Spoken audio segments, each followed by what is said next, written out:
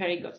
Okay, hello everyone. Thank you so much for joining me at this fourth session of the Career by Design series. I'm going to share my screen now with you and the presentation which I'm going to go through today. And now hopefully you will be able to see it. I actually didn't learn to share it properly yet, but hopefully this should work. Can you see my screen, full screen? Yes. Yeah, oh, very good. Yes. Very good. Yeah, Okay, so yeah. Yes.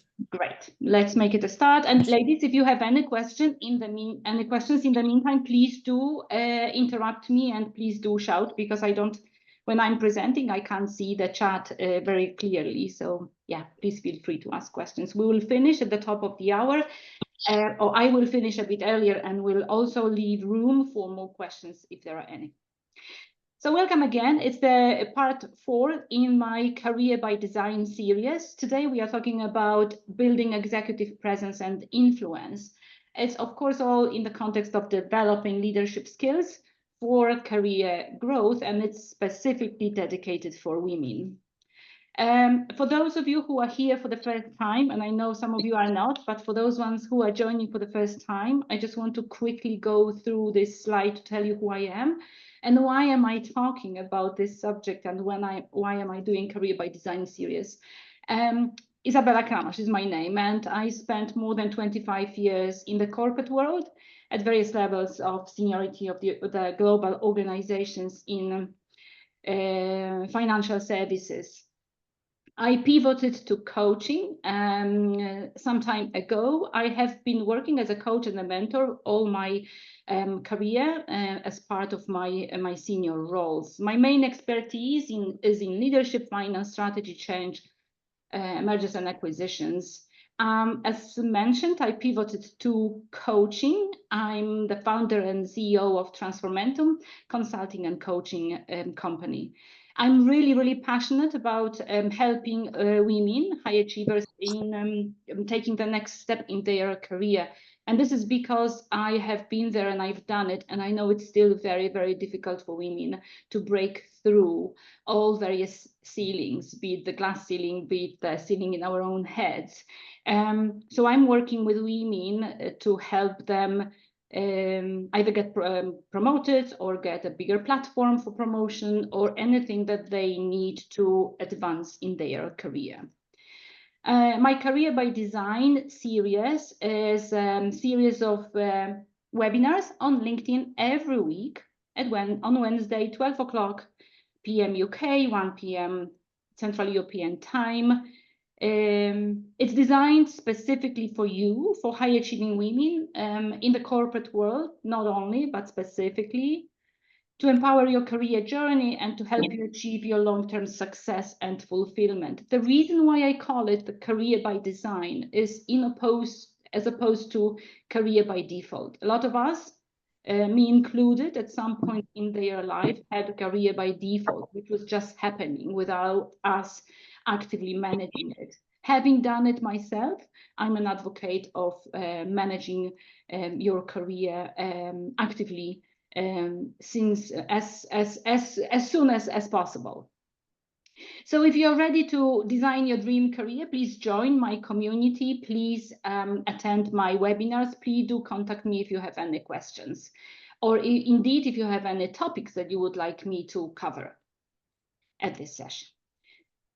Career by Design, the last slide about this section, as opposed to career by default, it's a proactive approach when you take charge of your professional journey and you design a fulfilling career that aligns with your passion, skills, and values.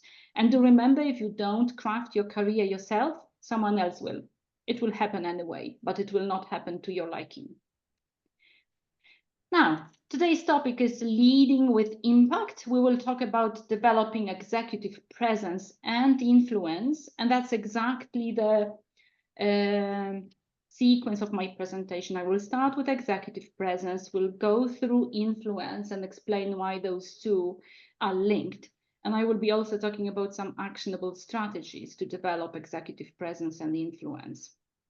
But before I do that, I want to go through the common myths and misconceptions about executive presence. And who of us haven't thought at some point in our career that executive presence is only important for senior leaders? It doesn't really matter because it's executive, it's for executives, and I don't need to worry about it. Or who thought that it's all about being loud and domineering to show our presence and to take up space? Who thought that executive presence is all about appearance? Now, I don't want to say that appearance is not important. It is critically important, but it's only one of the pieces of the puzzle. And then, is executive presence only for extroverts? If I'm an introvert, like, what does it have to do with me and how do I behave? What do I do? And last but not least, you either have it or you don't. And I like this one because this one is a perfect excuse. Like if we say, yeah, why I don't have it? I was not born like that. That's a perfect excuse not to do anything. Just to say, well, there is nothing I can do about it. I can't control it. I was just not born like that. I'm not an extrovert. I'm not this type of a person.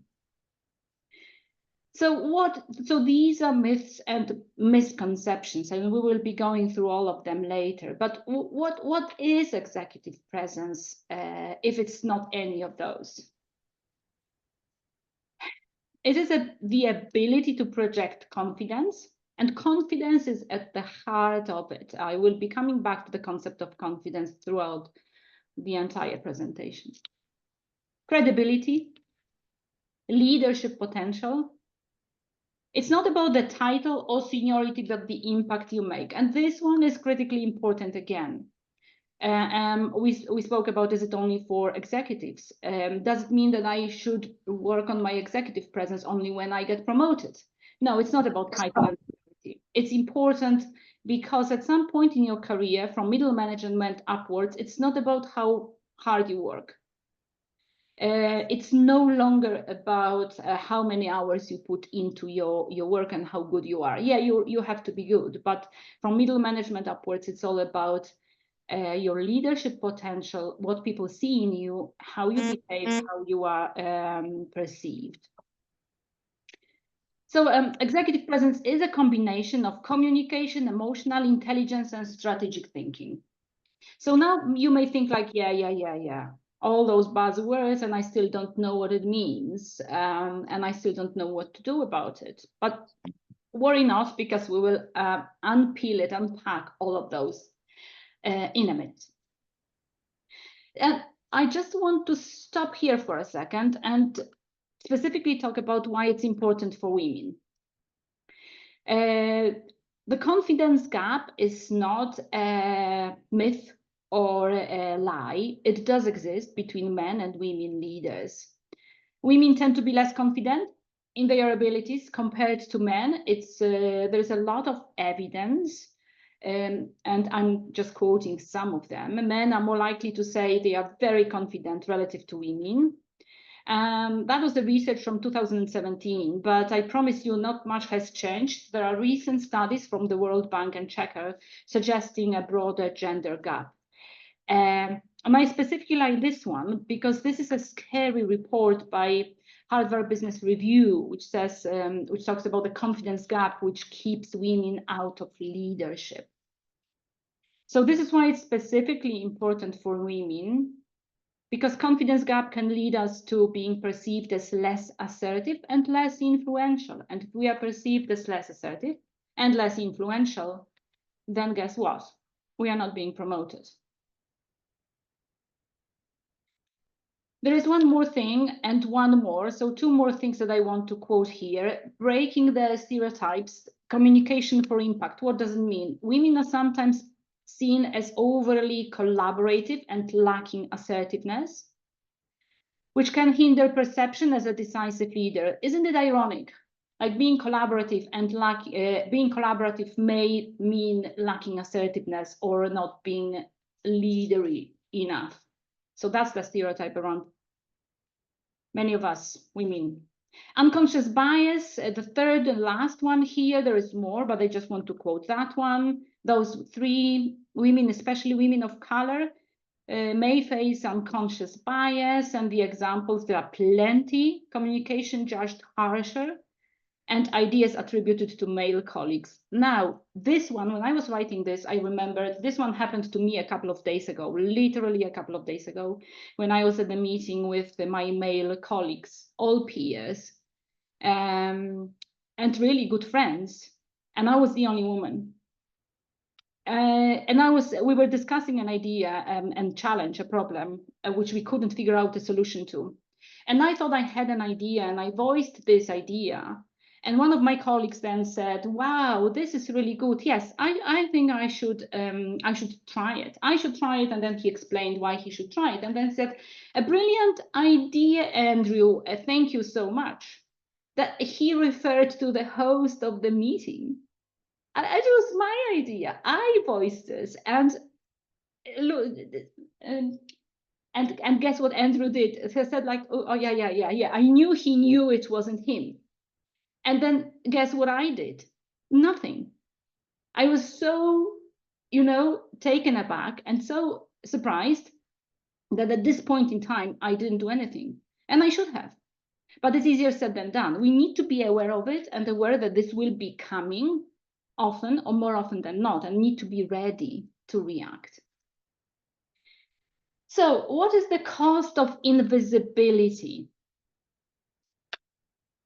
If we are invisible, missed promotion opportunities, unrecognized contributions and achievements, that's what I spoke about, and struggle to get buy-in for your ideas, which puts you again into this invisibility pattern. Underestimated potential, you are not perceived as having leadership qualities, no matter how hard you work, and I do want to underscore it, because it's not about hard work anymore. You are passed over for challenging and high-profile assignments, and someone else gets it, someone more confident and more leaderly, with more executive presence and influence. And it's difficult for you to attract and retain top talent if you are a team lead. I will come back to it in a second. Your career growth will be stalled, limited access to leadership networks and mentors, difficulty securing speaking engagement, board positions, and slower progression, of course. I spoke about teams. If you lead a team, if you are not projecting executive presence and influence, if you are not seen as a leader, the team may lack clear direction and inspiration because they will see it. You will have a difficulty in attracting and retaining high-performing talent, and you will have missed opportunities for collaboration and innovation because people will not think of you. You will not be at the top of their mind when they think about partners, collaborators, and allies. So that's the cost of invisibility. So how about you? Since you are at this meeting today, I gather you are interested in this topic. So one of those might have happened to you, or you may be worried that it will happen to you. So kudos to you for joining, for thinking about this very, very important topic, and for putting your time into reflecting and learning. So what is there to gain if we do have executive presence? And I think throughout all those slides, it was apparent, but I still want to reiterate very briefly. Increased visibility, career advancement opportunities, greater influence and ability to get things done, greater ability to attract and retain top talent, we spoke about it, enhanced credibility and trust with stakeholders, and this one is critical because your key stakeholders will be advocating for you where you're not in the room, for your promotion, for bigger platform, for big projects. And increased ability to inspire and motivate others, which means, again, building a platform to grow for you and your people. Now that we know what it is not, and why it's important, let's unpack the building blocks of executive presence. If you think about executive presence as this pyramid, it starts with starts with confidence. So I just want to say that many, if not all of those ideas that I'm tackling on today are worth of a separate session. So how to gain confidence, how to work on our confidence, and so on. It does warrant a separate session. We don't have room and time to discuss all of those concepts in details, but I will be talking about them in the subsequent sessions. Confidence as the foundation, strategic thinking, emotional intelligence, and communication skills. And I bet you still think like, yeah, so what? What? What do you mean, Isabella? So when I say communication skills, what I mean is clear, concise, and impactful communication. And again, especially for women. For some reason, women are stereotyped as someone who will be rumbling and talking a lot before they get their point across. So that's important to remember. Clear, concise. This means impactful. Active listening is important for emotional intelligence as well. That's one of the key building blocks of emotional intelligence. And the ability to connect with your audience. So like, it's really difficult online, for example, because I can't see you. So I don't know when you're bored or where you have enough of me talking. But that's a skill as well, to make sure that you can read the audience and you're able to connect with them. Again, with online meetings, a little bit more difficult. That's why we need to put a little bit more effort into it. So that's communication skills. Do remember about being clear and concise, about active listening and not interrupting and so on. Now, sometimes you do need to interrupt because the people are interrupting you and they will be interrupting you as well. But do listen actively and have this ability to connect with your audience on many, many levels. Emotional intelligence, again, a very, very big topic. Thousands of books have been written on emotional intelligence. Self-awareness, empathy, ability to manage your emotions effectively. Again, very important for women who will be stereotyped as someone who is very, very emotional. And relative to men, again, if we are upset, unhappy, we will be judged more harshly and boxed as very, very emotional. Strategic thinking. This one is important. This one is really, really important, because how many times we have heard that, oh, we cannot be promoted just yet because we need to have more strategic thinking, that we are operational and tactical and everything is very good, but we need to operate at strategic level. So what does it actually mean? It's an ability to see the big picture, to step back from your own tasks and see how they fit into the overall strategy of your team, of your department, of your company. And based on this, make sound decisions and, of course, navigate complex situations. And when I say this, it's not about this only. Like I wrote an entire article about what it is to be strategic, and then you can have books as well. But it's important to remember, this notion is important to remember, the ability to see big picture and not concentrate only on tactical tasks that you may think have a priority. So do see the big picture, do be able to prioritize. If you don't know the big picture is, if someone tells you, oh, you need to be more strategic, always ask what do they mean. Because for line managers, sometimes it's very easy to say, oh, you need to be more strategic. Thank you so much, but tell me what it means in this specific situation. And confidence, remember? We spoke about confidence as the foundation of the building blocks of executive presence.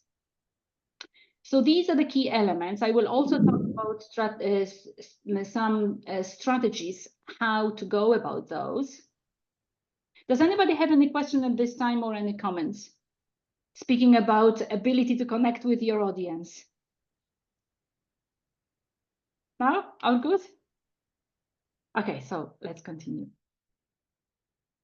Okay, actionable strategies for building executive presence, because it's all talking about, theoretical concepts, but what do I do?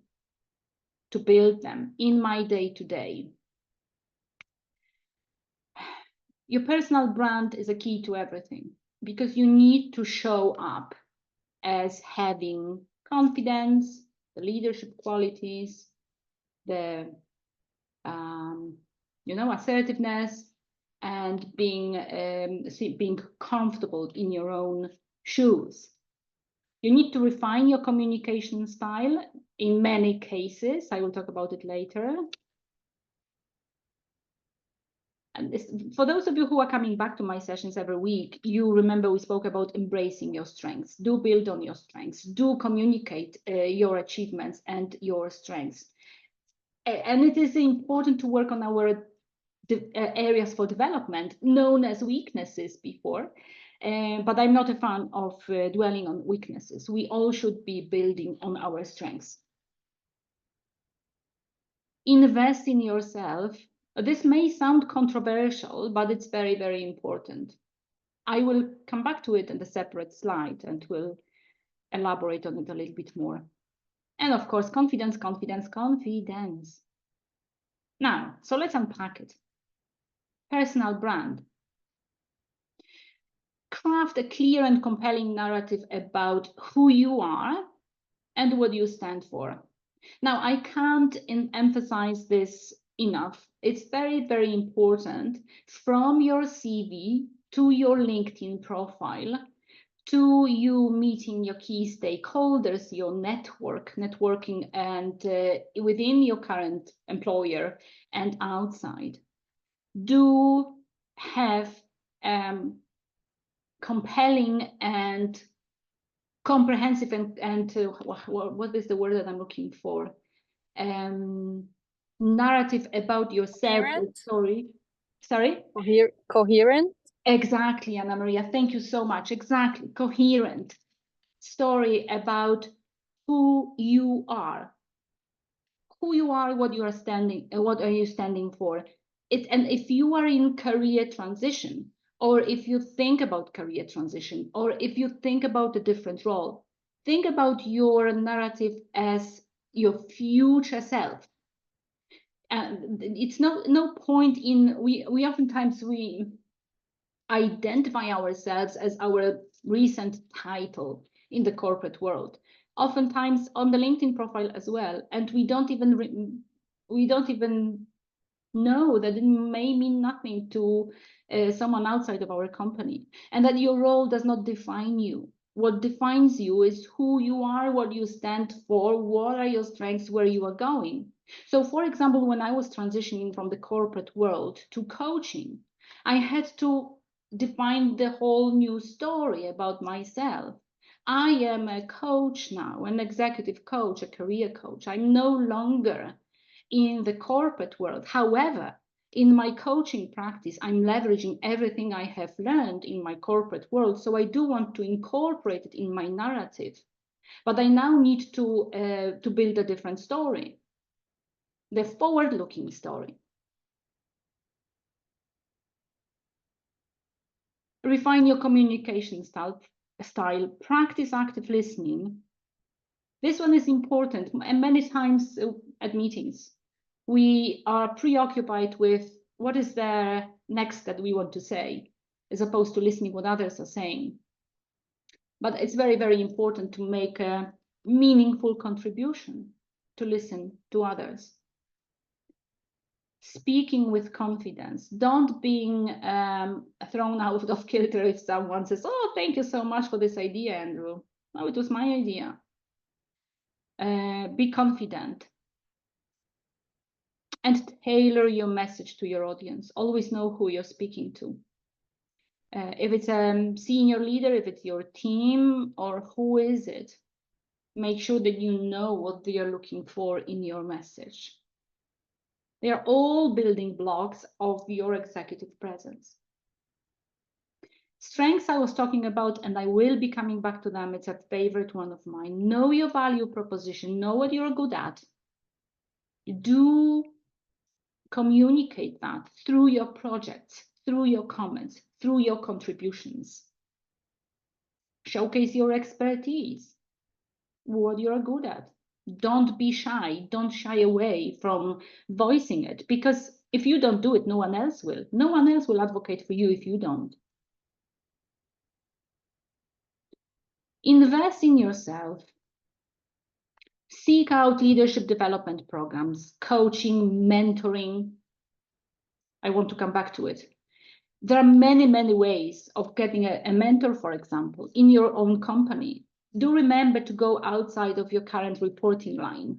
Find a mentor elsewhere in your organization. Many people will be flattered by you coming to them and asking if they could be your mentor. Do think about it before you ask, though, because a lot of people like to have a connection to someone and to know why they are asking, to know them a little bit. Go around in your head and think who can be your mentor, who are you admiring, who do you admiring for their leadership style, their knowledge, their career path, and ask them for mentorship. It doesn't have to be heavy duty, like talking to them every week. It can be once in a while.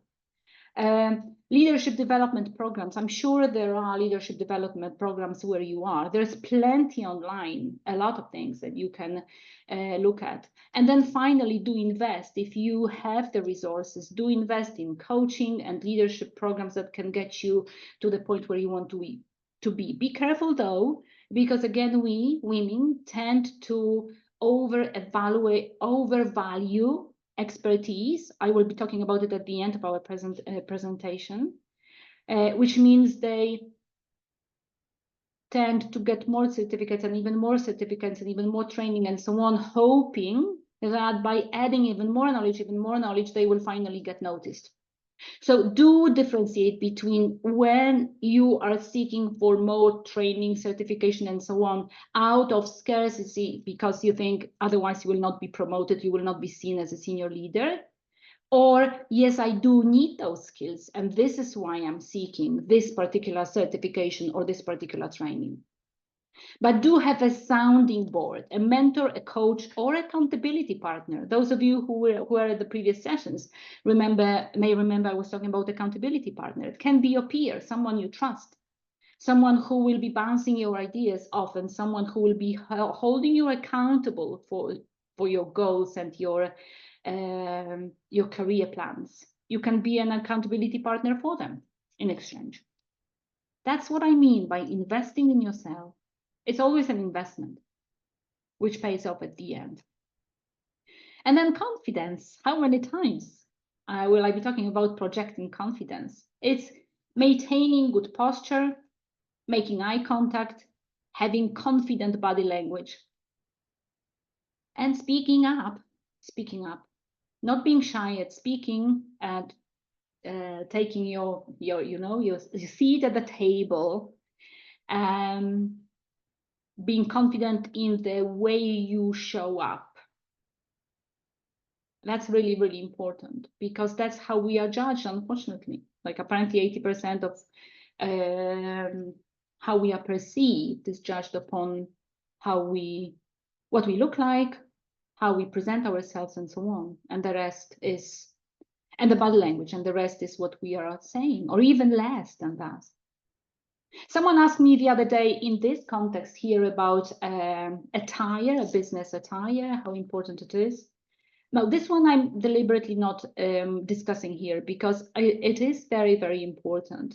But I think everybody should leave it to their own judgment. There are people who don't want to conform to the business look, and that's fine. I personally know very, very senior leaders from my previous organizations, women who were not conforming, and they were like, very colorful birds, and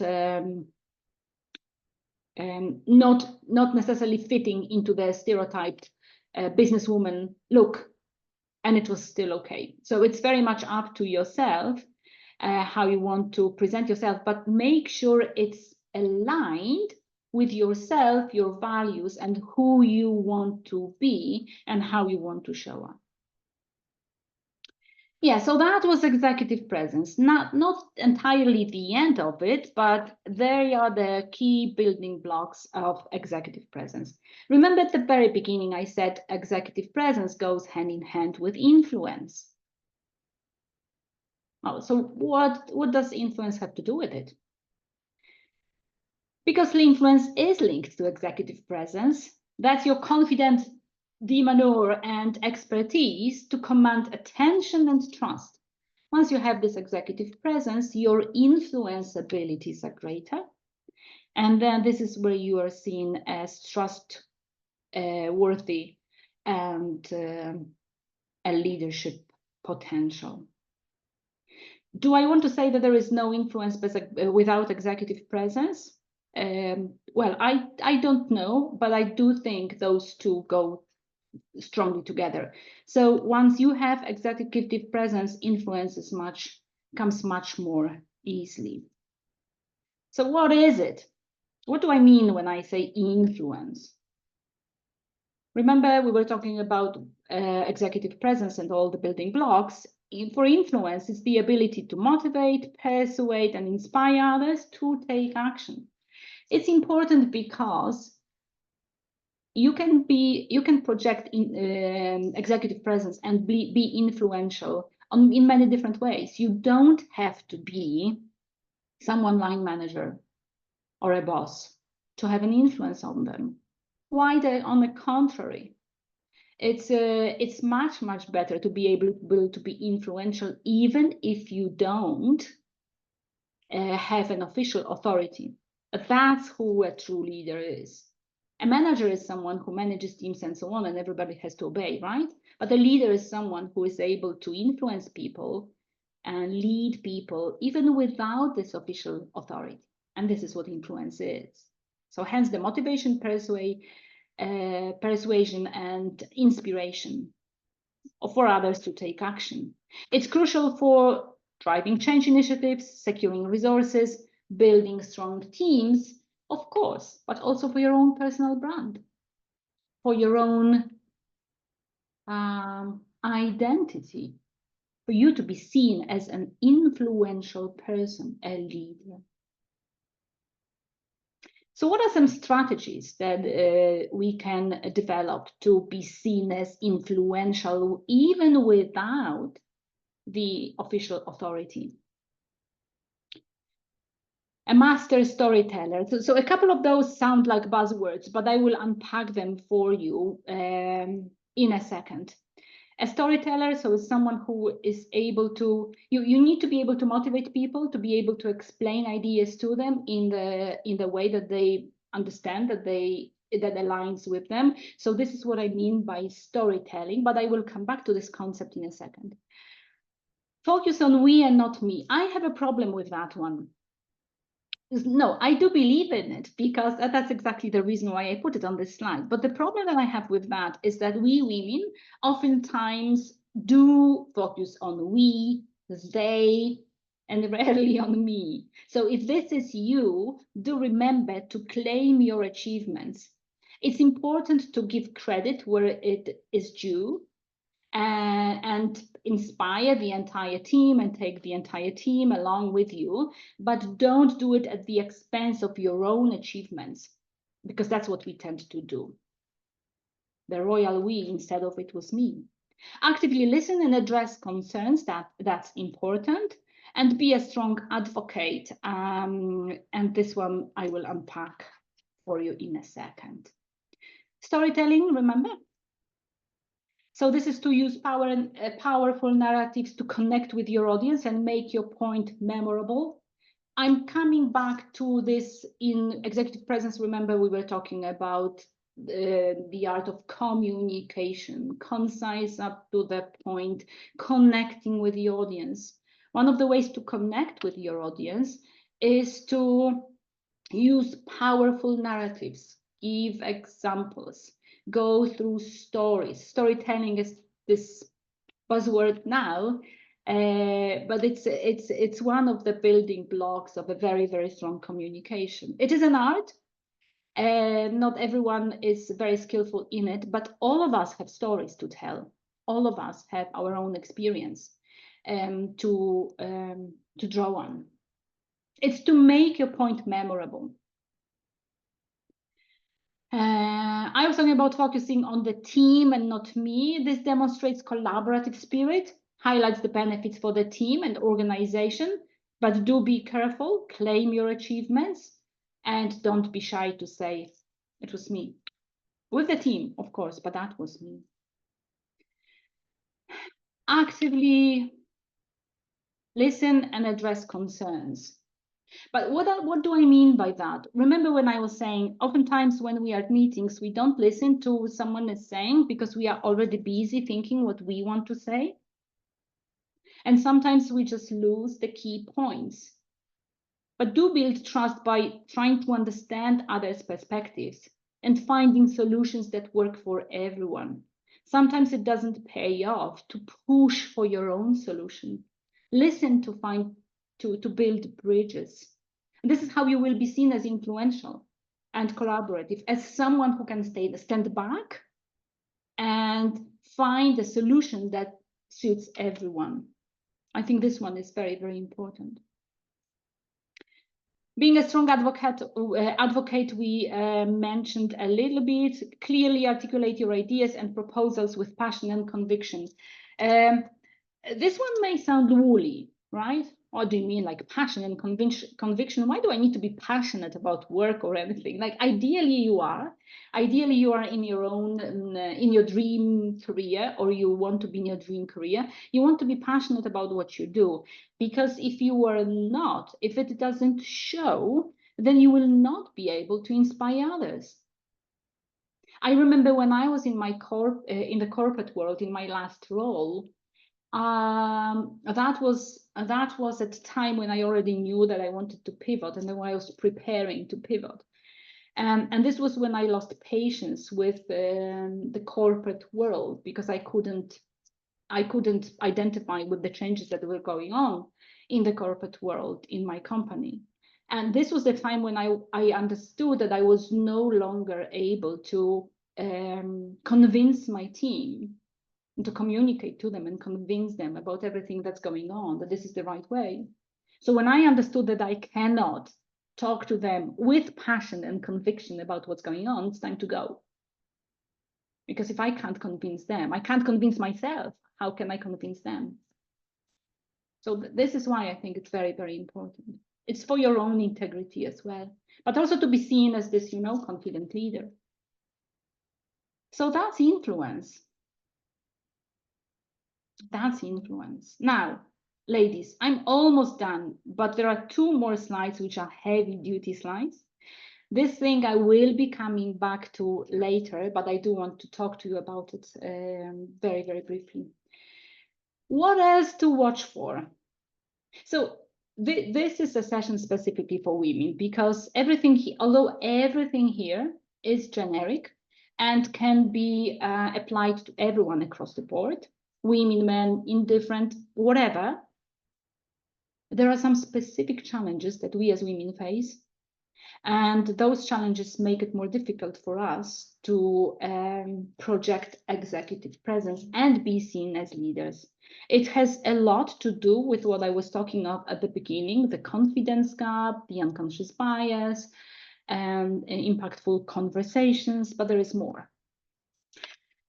So I'm sure some of you, if not all, have heard about the 12 habits that hold women back. There is this concept by Sally Halgeson, it should say, and Marshall Goldsmith in the book How Women Rise. It's an old concept. It has a lot of variants, if you like, but the key message here is that we women tend to have some habits that, when displayed, hold us back from getting promoted and advancing in our careers. Now, why those habits exist is a different story altogether. There is a lot of societal, cultural factors and the upbringing and so on. So I don't want to go into it now. But the fact is that some of them, each of us have. And it's best to work on them as soon as possible if we want to build executive presence and influence. So let's unpack them.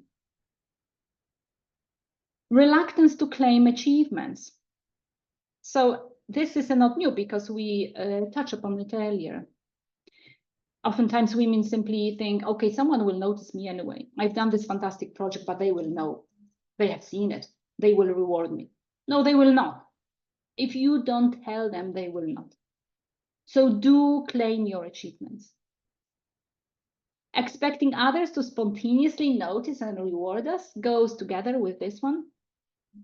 How many times we have been working more hours, more projects, and even more projects, more training, more certifications, someone will finally notice. No, if you don't tell them, they will not notice. And you know why? Because they are very busy with themselves and other people who are more noisy and who advocate for themselves. Or overvaluing valuing expertise. I also touched upon this before. And do remember, at some point in your career, it's not about expertise anymore. It's about being political savvy. It's about executive presence. It's about influence, your leadership skills, and how you are perceived by your key stakeholders. Building rather than leveraging relationship. This one is interesting because that's what we are very good at. This is what I am really good at. I'm really good at building relationship. I'm very good with people. I love people, but I was not that good at leveraging those relationships for my own purposes because I thought it was transactional. I thought it wouldn't be genuine. I thought it wouldn't be me. But somehow men don't have a problem with that. So we need to be able to build relationships, but also leverage those relationships both ways. Like do it 2 ways. You ask someone for help, you do something for them, and then it's not that transactional anymore. Failing to enlist allies from day one. So that's really important for your new role, new project, pivoting, going into a new career, or into a new company.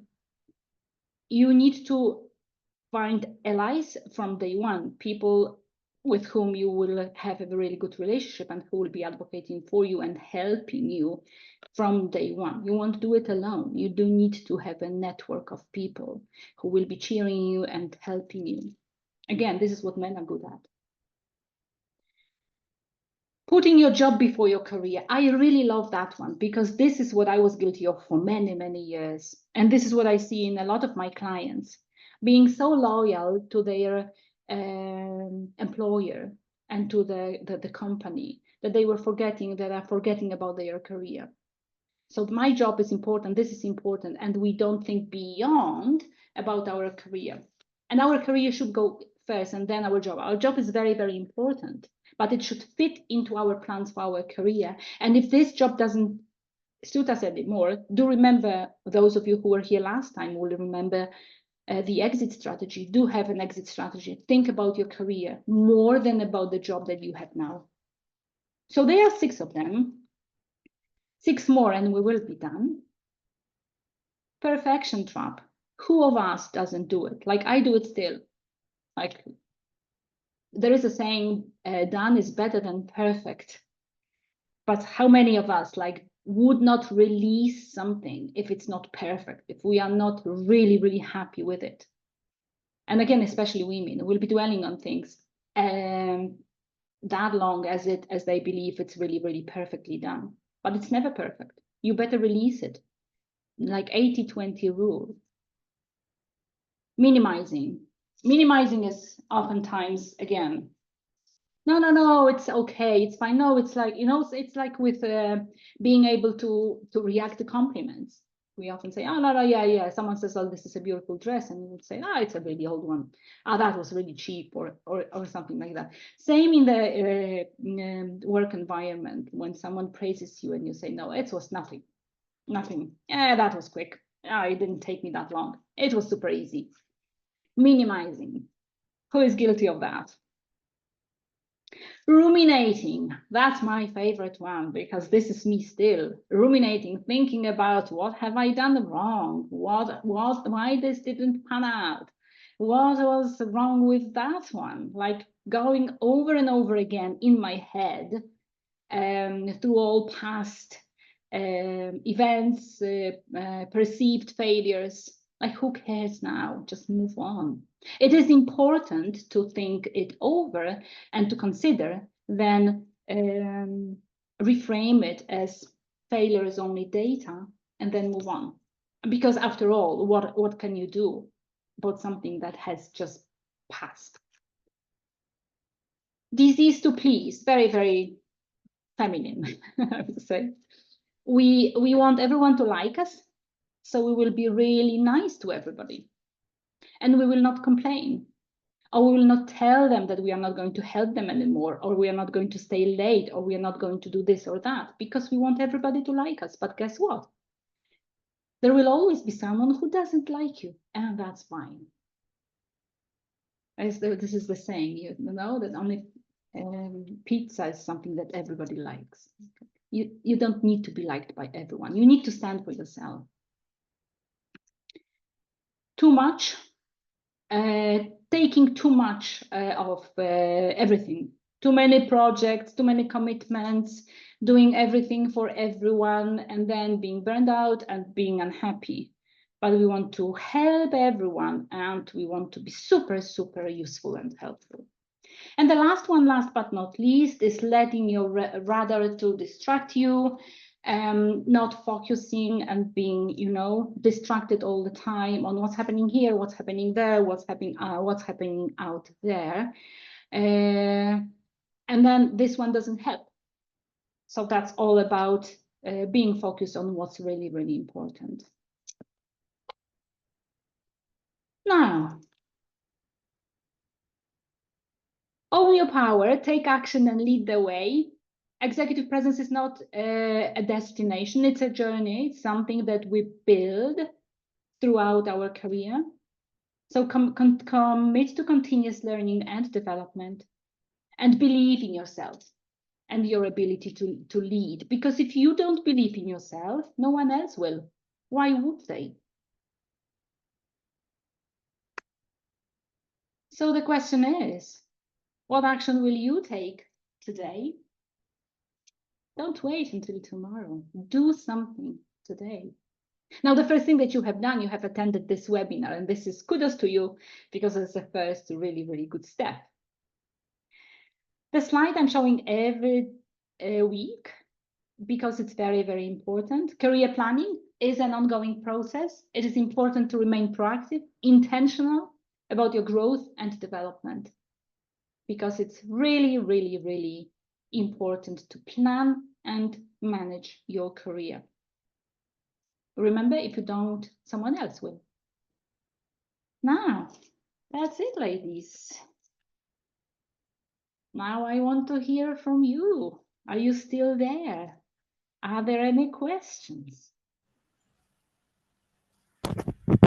Yes, I have a question. Hi, everyone. Hi, Isabella. Nikki, hi. You mentioned this story earlier about your ID, and the kind of ID was taken away from you, giving kudos to someone else, and you didn't react. What would have been the good reaction in such a situation from your side? And I totally understand it's not easy to react immediately. And I think probably I'm guilty of that as well. So what is the nice way then to protect your own idea?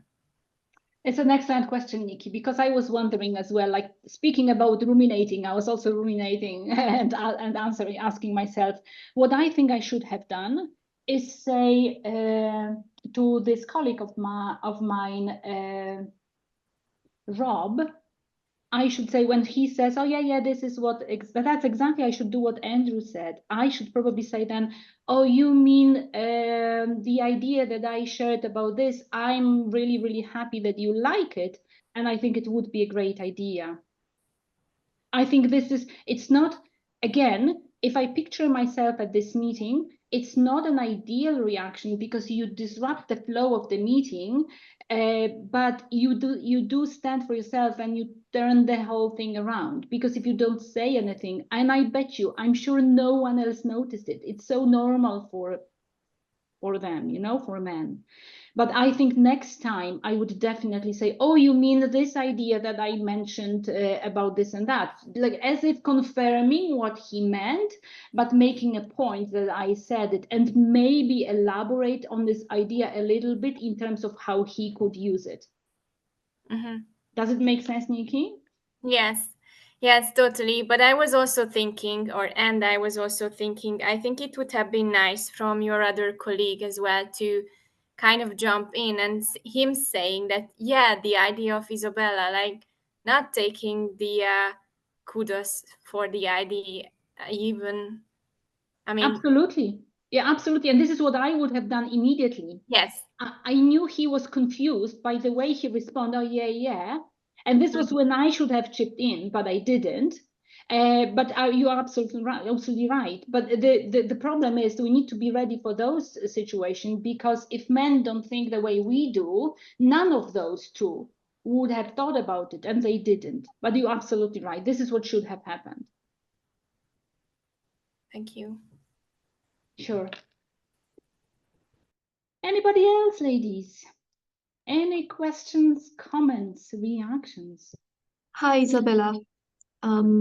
Yeah, I want to say thank you for this session. I felt so like hit by many points listed there. Feel painful. And thank you for sharing your experience. I wonder if you were inconfident before, and how did you develop your confidence gradually? How did you talk to yourself? Anna Maria, thank you for this question. It actually is an excellent question.